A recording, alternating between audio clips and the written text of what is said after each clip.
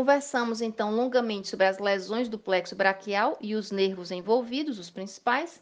Agora vamos adentrar nas lesões do plexo lombosacral. Alguns falam em plexo lombar e plexo sacral, outros juntam em lombo sacro. Então, nós colocamos aqui o que há de mais comum na literatura. Qual é a constituição do plexo lombosacro ou lombosacral? Os ramos anteriores de L2 a S4. Lembramos que nós falamos em lombosacral. De L2 a L4, temos o plexo lombar especificamente. Já de L4 a S4, especificamente, tem-se o plexo sacral. A inervação, membro inferior, períneo e região coxígea. No caso do períneo, especificamente nervos sacrais. Na região coxígea, é o plexo coxígeo. No caso do plexo lombar, ele situa-se sobre a parte interna da parede posterior do abdômen ou dorsal ao músculo psoas maior e ventral aos processos transversos das vértebras lombares, onde está esse plexo lombar. O dermátomo no plexo lombar, parte sensitiva envolvida, L2, L3 e L4. Os ramos têm o nervo cutâneo lateral da coxa, o nervo femoral em seu ramo maior, em seu maior ramo, o nervo genito-femoral e o nervo obturatório. No caso do nervo cutâneo lateral da coxa, ele origina-se de L2 e L3. Daí ele dirige-se à espinha ilíaca antero-superior, passando por baixo do ligamento inguinal e sobre o músculo sartório, lá na coxa. E aí, a partir daí, ele dirige-se à coxa, justamente por ocasião do músculo sartório. Vamos então para mais uma questãozinha para ver se a gente ficou afiado. Questão 3. Este nervo origina-se das divisões dorsais do segmento L2 e S3 e passa através do músculo psoas maior, emergindo acima da crista ilíaca. Corre em sentido inferolateral sobre o músculo ilíaco e entra na coxa atrás do ligamento inguinal, medialmente à espinha ilíaca antero-superior. Assinale o item que nomeia o nervo que possui seu trajeto descrito pelo enunciado. Neste caso, a correta é o cutâneo lateral da coxa. Por quê? Porque o nervo cutâneo lateral da coxa supre exatamente a região da pele sobre a face anterolateral da coxa, conforme a questão diz. Portanto, questão 3, item correto, opção A. O ramo do nervo cutâneo lateral da coxa nós vimos agora. Agora, o ramo relacionado ao nervo femoral, que é o maior ramo dentre todos estes relacionados ao plexo lombar. Sobre o nervo femoral, ele origina-se das raízes de L2, L3 e L4, mais especificamente na porção anterior da coxa. Dirige-se então, como pode se observar aqui, pelos músculos psoas maior e menor, como pode ser observado, e passa abaixo do ligamento inguinal lateral à artéria femoral. Só seguir a sequência aqui para você observar melhor. Ele inerva os músculos da região anterior da coxa, até porque é exatamente aí que ele passa. O psoas, o ilíaco e o quadríceps. Então, esses músculos envolvidos e a ação respectiva que estão aqui no nervo femoral, que é o maior ramo relacionado ao plexo lombar. Essa figura está bem interessante de ser visualizada por você. A gente mostrou aqui, então, a constituição, de onde vem a sequência. E aí o músculo sartório faz a flexão da coxa e da perna. É o músculo costureiro, aqui está, o músculo sartório. O reto femoral. O reto femoral realiza flexão da coxa e a extensão da perna. O vasto lateral faz extensão da perna. O vasto medial, também extensão da perna. O vasto intermédio, também, logicamente, faz extensão da perna. Na sequência, o pectíneo. Dá para você observar aqui o pectíneo, que faz o pectíneo, flexão e adução da coxa. O psoas maior, por sua vez, faz a flexão da coxa. E o ilíaco também realiza a flexão da coxa. Aqui dá para você observar vários desses músculos envolvidos no nervo femoral maior. Vamos então para uma questãozinha para ver se a gente continua afiado. Este nervo do plexo lombar perfura o psoas maior e corre em sentido inferolateral em seu interior para imergir entre ele e o ilíaco, logo acima do ligamento inguinal. Assinale a opção que contenha o nome do nervo citado. Este nervo é justamente o nervo femoral. Opção Questão 4, opção correta, opção B.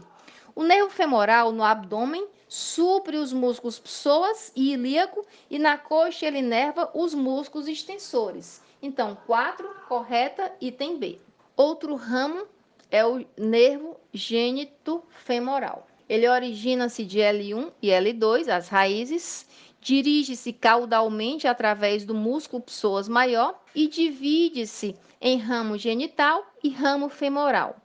No ramo genital, ele acompanha o funículo espermático inferior. Já no ramo femoral, ele acompanha a artéria ilíaca externa, entrando na bainha femoral. Ele tem pouca repercussão e importância clínica, mas é importante que seja citado para você. Outro ramo importante é o nervo obturatório.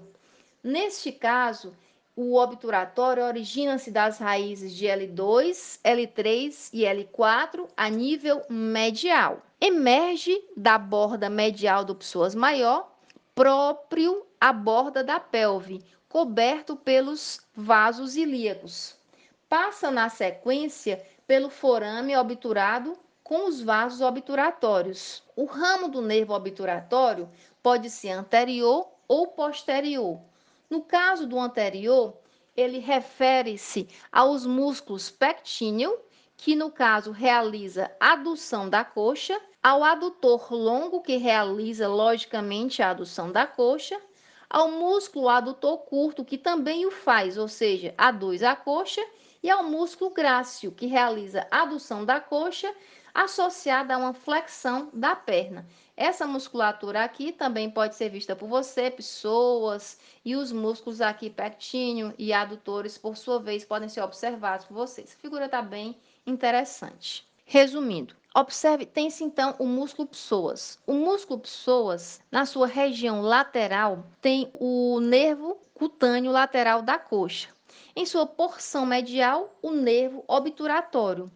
Em sua porção anterior, o músculo psoas tem o nervo femoral.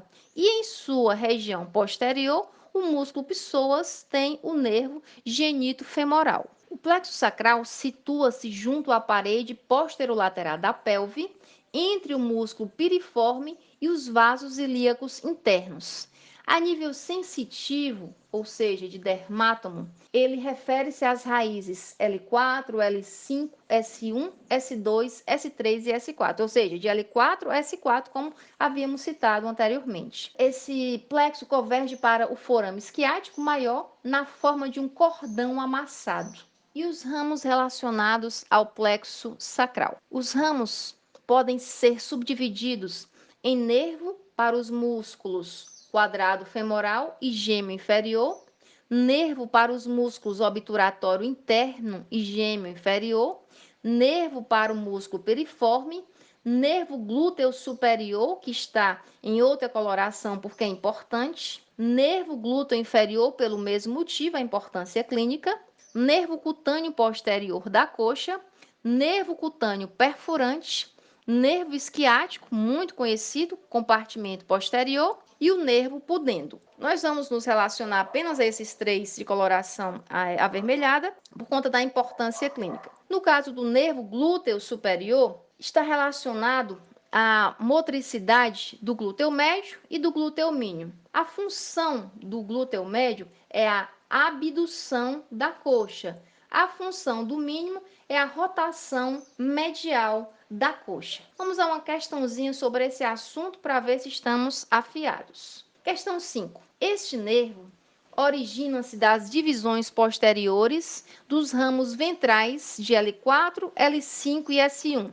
Observe que às vezes você vê alguns ramos aqui, outros diferentes no slide, mas entre um livro e outro existe alguma divergência, mas nada que atrapalhe a compreensão. Deixa a pelve através da parte superior do forame isquiático maior, acima do músculo piriforme, com a artéria glútea superior.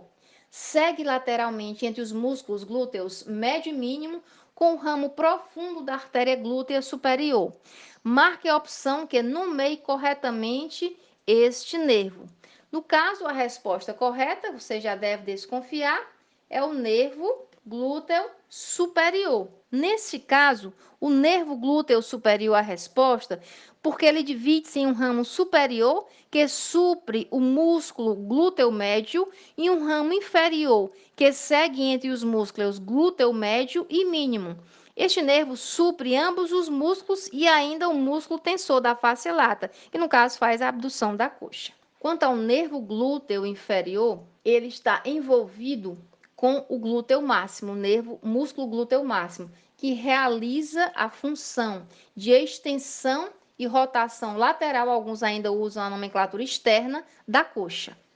É isso aí, pessoal. Obrigada por assistirem a mais um vídeo e não se esqueçam de curtir as aulas, se inscrever no canal e indicar aos amigos.